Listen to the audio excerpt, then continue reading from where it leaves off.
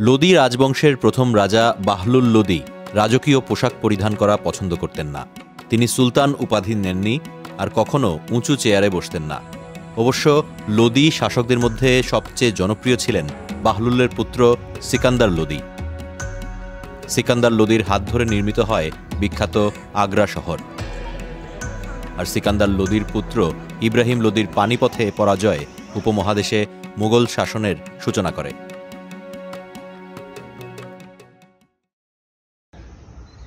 সৈয়দ শাসকরা বিশ্বাস করতেন যে আল্লাহর ইচ্ছায় তারা শাসনের অধিকার পেয়েছেন, তবে তারা একটি শক্তিশালী সরকার ব্যবস্থা গঠন করতে ব্যর্থ হন। সৈয়দ রাজবংশের সর্বশেষ শাসক সৈয়দ আলাউদ্দিন স্বেচ্ছায় দিল্লি সিংহাসন থেকে পদত্যাগ করেন। এরপর সিংহাসনে আরোহণ করেন লাহোর এবং এর সীমান্ত অঞ্চলের শাসক বাহলুল খান। তৃতীয় সৈয়দ বাদশাহ স্বেচ্ছায় অবসর গ্রহণ করে বাদায়ুনে স্থায়ী হন, যেখানে তিনি ধর্মীয় কাজে মনোনিবেশ করেন।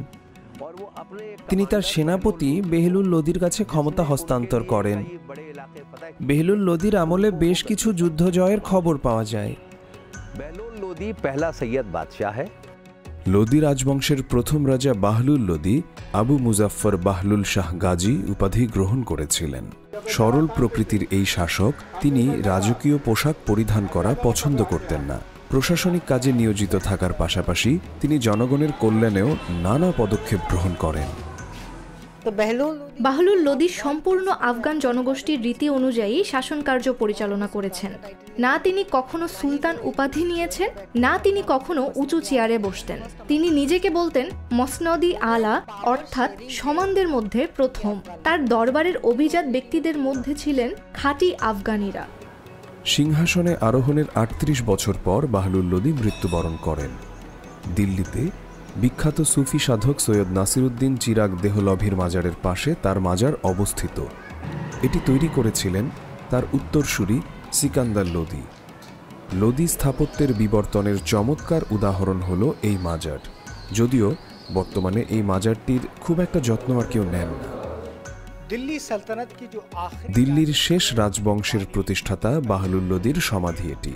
দুঃখজনক হল এটি জরাজীর্ণ অবস্থায় পড়ে রয়েছে। পরিস্থিতি এমন যে যদি বলি এই মাজারটি নোংরা ও দুর্গন্ধে ভরা, তাহলেও কম বলা হয়। অবশ্য লোদি শাসকদের মধ্যে সবচেয়ে জনপ্রিয় ছিলেন বাহলুলের পুত্র সিকান্দার লোদি। সিকান্দারই লোদি সাম্রাজ্যকে স্থিতিশীল করে তোলেন এবং তার বিচক্ষণতায় একটি দক্ষ প্রশাসনিক কাঠামো গড়ে ওঠে। যদিও সাম্রাজ্যের নীতি ও নিয়ম নির্ধারণের ক্ষেত্রে তিনি তার পিতাকে তেমন একটা অনুসরণ করেননি।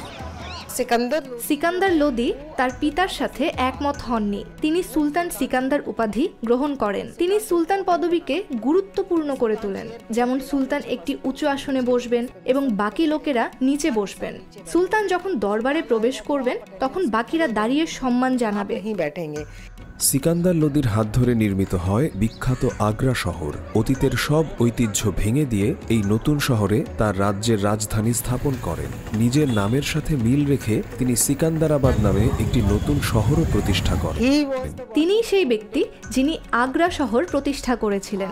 যমুনা দিয়ে যাওয়ার সময় তিনি একটি গ্রাম দেখতে পান এবং বলেন যে এটি এত ভালো জায়গা, এখানেই কেন রাজধানী প্রতিষ্ঠা করা হচ্ছে না।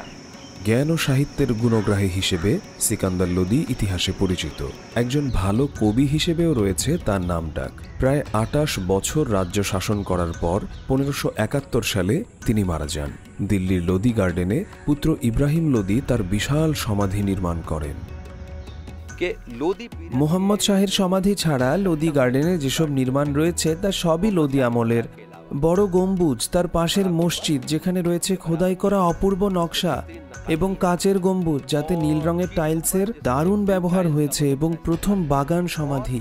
আমাদের বলা হয়েছে যে এটি একটি মুঘল উদ্যোগ ছিল, কিন্তু দিল্লিতে প্রথম উদ্যান সমাধি হল সিকান্দার লোদির, যা তৈরি করেছিলেন ইব্রাহিম লোদি। এর চারপাশে লম্বা দেয়াল রয়েছে যার ভেতরে একটি বাগান এবং এর মাঝখানে রয়েছে মাজার।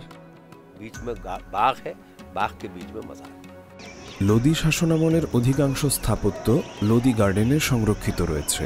এর মধ্যে রয়েছে মসজিদ, মাজার এবং বিশাল গম্বুজ।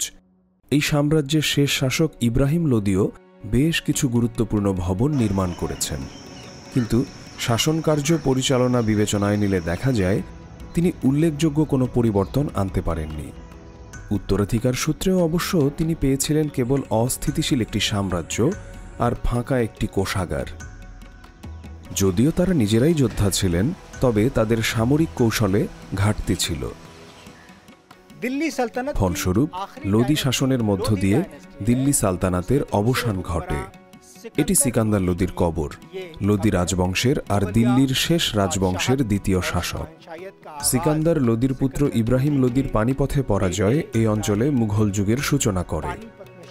ক্যামেরাম্যান রৌফ ফিদার সাথে Salahuddin Zain, DW news, New Delhi.